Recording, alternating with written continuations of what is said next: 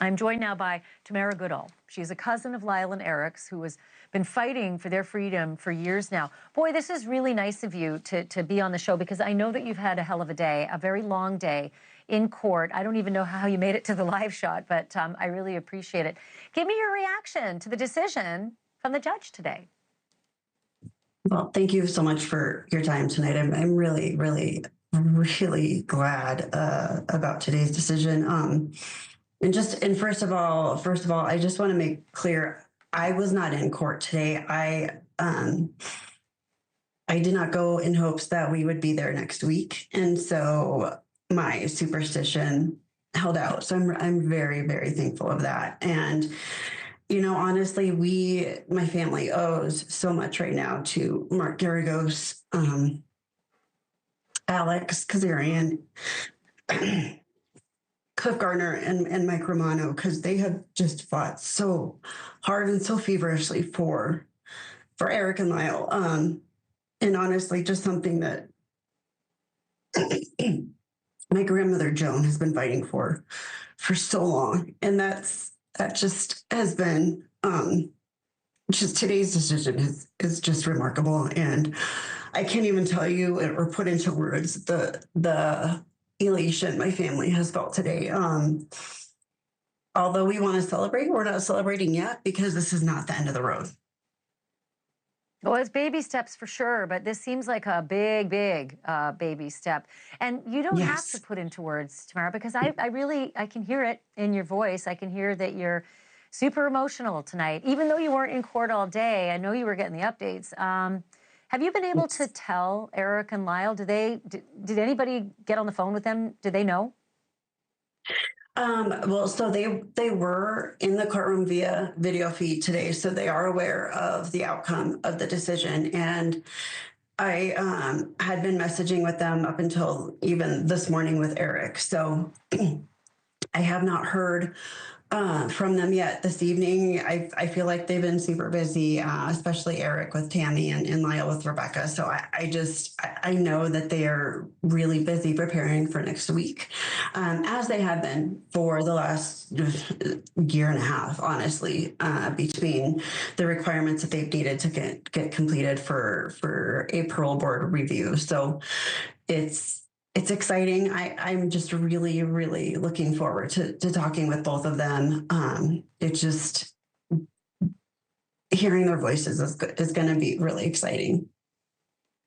You know, it's funny, I didn't expect a decision today, and that way I didn't expect that Erik and Lyle would have been in the courtroom all the way through to a decision, especially since they are actually in jail, and it was a virtual thing. So thank you for clearing that up, that they got to sit through everything right up to decision. I wanted to ask you a little bit about Nathan Hochman's presentation. I did not know, and I don't know if you knew or if the defense attorneys knew, that the DA was going to do some relitigating today with actual evidence and crime scene pictures. And I know it's been all over the news for 30 years. I know that these aren't new to you, but they can't be easy. This is Kitty and Jose's blood. This is their crime scene. Yep. How'd you withstand that stuff coming back out again today? Quite honestly, when I heard that those images were brought out again, it was quite angering. It's so, like Garagos said, it's just inappropriate. And that's honestly from the DA's team. They haven't really made an actual legal argument about why this motion should be withdrawn. So for them to just go up there and basically make resentencing arguments, again, it was inappropriate. And I think for me personally, it's just a huge disappointment of a team of elected officials who are there, who are supposedly supposed to be representing victims. And while we are multidimensional victims in this, my family are victims. And for them to bring that out, to rehash what happened in 1989, was in no way necessary. Well, I am sorry that you gone through this. And at the same time, I'm very happy for you and your family. Obviously, this is great news for you. And like I said, I could hear it in your voice. It's really, it's fresh and it's still very strong. Yeah. I hope you'll talk to us when we get a little bit more resolution next week. It's a big hearing next week. Good luck to you and the family getting through the weekend in the next few days, and we'll talk to you again soon. Thanks for doing this, Tamara. Thanks, Ashleigh. Have a good night. You too. I want to bring in the person that Tamara was just talking about, Alexandra Kazarian. She was in court today as part of the Menendez legal team. I can see that smile. I know what that means, but I want you to put it into words. Oh, well, I love Tamara. She's so wonderful. She's so smart. The entire family is so smart. And, you know, it's telling that she knows more about the laws of resentencing than the DAs seem to today. It was very, very disheartening. The entire hearing that we had, the amount of law that was argued, we could have been done in an hour and a half, but it took 7 hours because Nathan Hochman made a directive to his DAs that he wanted to relitigate the case. And it was absolutely shocking and horrific. And Mark called it out in real time when they put those crime scene photos up, because that has absolutely nothing to do, first of all, with resentencing. And second of all, nothing to do with what we were there for today. Today was a great day. It was absolutely a victory, but it did not have to take that long. But the DAs refused to argue the actual law, which is if one DA invites the court to resentence, can a new DA come in and withdraw that invitation?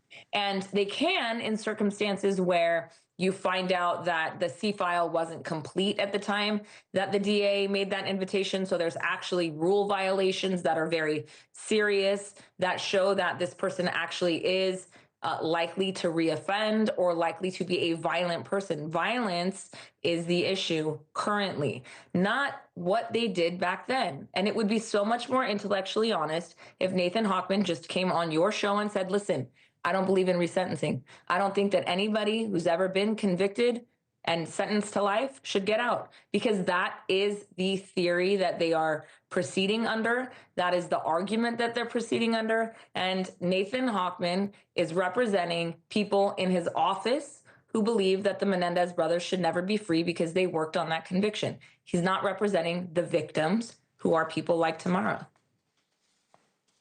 Well, in his defense, I will say, because he's not here right now, I will say that he's also representing, you know, it's a kind of a half and half thing, right? If you look at the polling, those who support the brothers getting out and those who support the brothers staying in, at least I saw the latest documentary on TMZ, it was pretty close. You know, it's not completely one-sided. I see you not shaking your head. Why is that?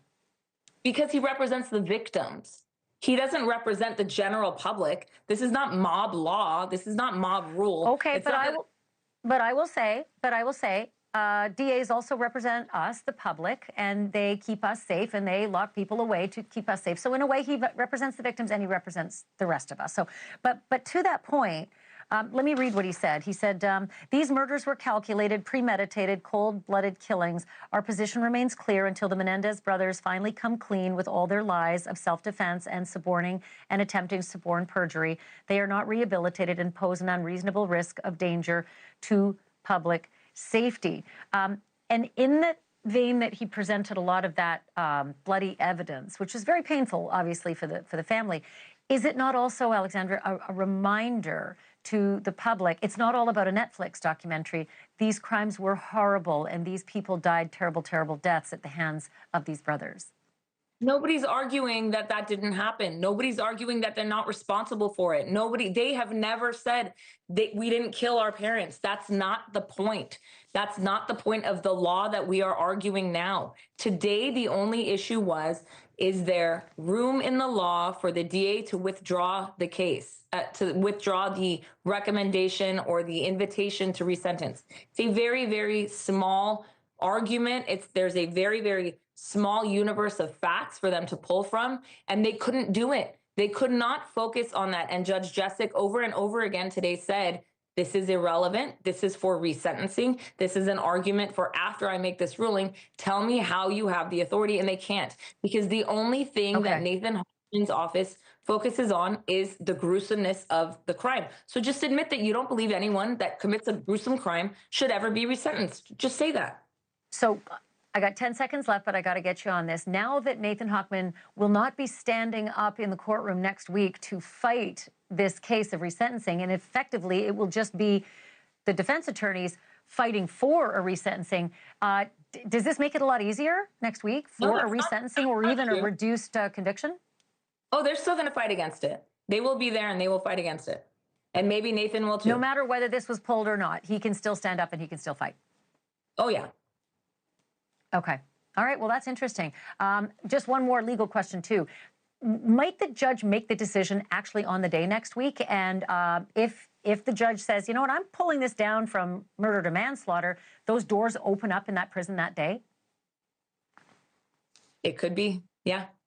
That's actually, wow. That could be in the cards.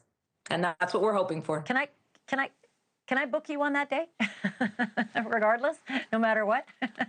You got me, Ashley, anytime you need me. Bring your clients, I'm just saying. Alexandra, thank you so much. I really appreciate it. Absolutely.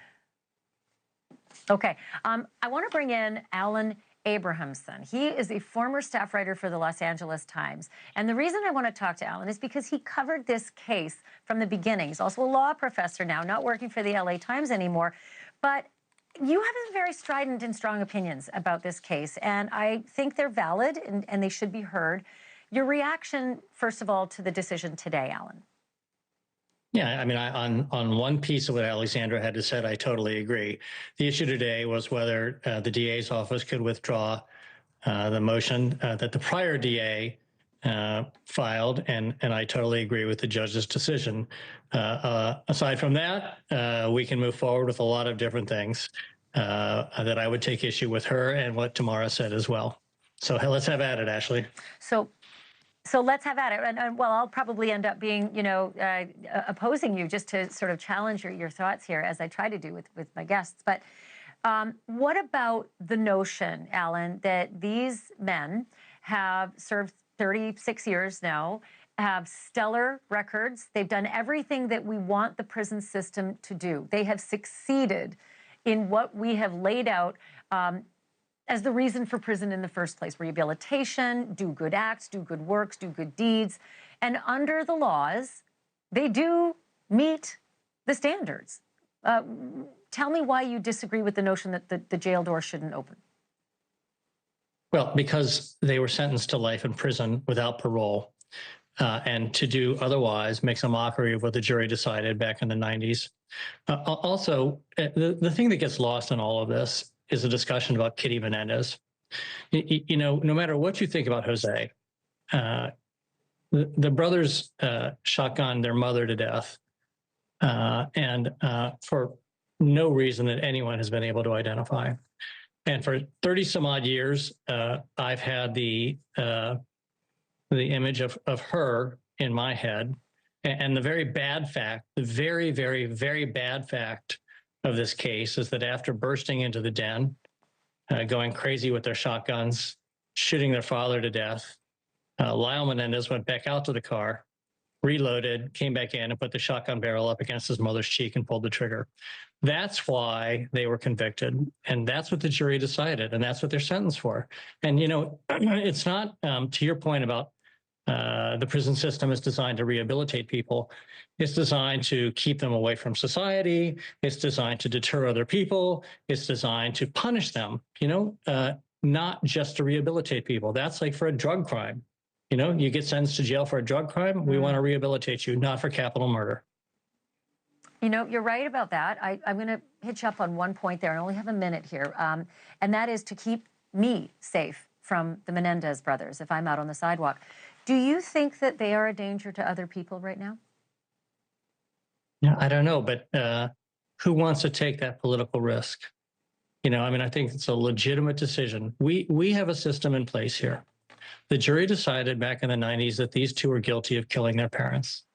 A sentence was imposed. For us now, 30 years later, to go back and try to change that, to go back and say, things are different, when in fact nothing is different, makes a mockery of the entire system. And that is fundamentally wrong about we here in California and we in the United States of America do. The jury system speaks and we should respect that decision.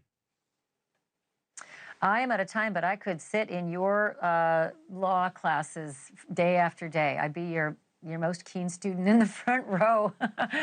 Alan Abrahamson, thank you very much for being on. Thanks for having me.